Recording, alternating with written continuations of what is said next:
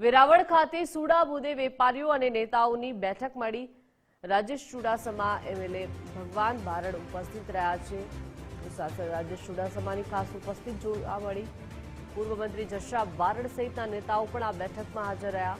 સુડાની કામગીરી અંગે વેપારીઓએ નેતાઓને રજૂઆત કરી। નેતા અને આગેવાન વેપારીઓની રજૂઆત સરકારમાં કરશે। સુડા અંગેના નિર્ણયમાં યોગ્ય ઉકેલ આવે તેવી વેપારીઓને આશા છે। D2 કેટેગરીના હિસાબે વેરાવળની અંદર જે કાંઈ પણ વિકાસનું કામ છે એ અત્યારે સંપૂર્ણપણે ઠપ થઈ ગયું છે।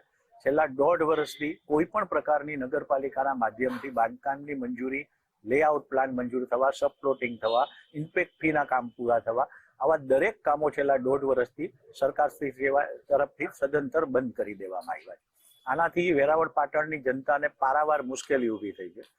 અંદાજે 300-400 લોકો અલગ અલગ આ ધંધાની અંદર સંકળાયેલા લોકો હાજર હતા। આજે અમે લોકોએ એવી માગણી કરી છે, દરેક આગેવાન જેમના નામ મેં તમને આપ્યા એ દરેક સરકાર સાથે જોડાયેલા આગેવાનો પાસે એવી માગણી કરી છે કે આ ઉગ્ર આંદોલન કરવાની અમને ફરજ ન પડે એવો કોઈ રસ્તો અમને મુખ્યમંત્રી વગેરે સાથે બેસાડીને કઢાવી આપો। અને એમણે ખાતરી આપી છે કે તમારે કોઈ પ્રકારનું આંદોલન નહીં કરવું પડે। વેરાવળના જે આગેવાનો છે જિલ્લાના, આપણા સાંસદ રાજેશભાઈ ચુડાસમા, પૂર્વ મંત્રી જસાભાઈ બારડ, ચાલુ ધારાસભ્ય ભગવાનભાઈ બારડ, રાજસિંહભાઈ જોટવા, માનસિંહભાઈ પરમાર અને બધા આગેવાનો એ સાથે મળી અને નક્કી કર્યું કે ભાઈ વેરાવળની અંદર 2 વર્ષથી બાંધકામની મંજૂરી મળતી નથી।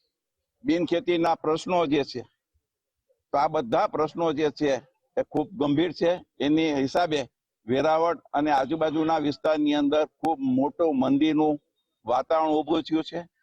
એટલા માટે આ બાબતમાં સરકારની અંદર ટાઈમ લઈ અને રજૂઆત કરવા માટે જવા માટેની આજની મિટિંગમાં સર્વાનુમતે નક્કી કર્યું છે।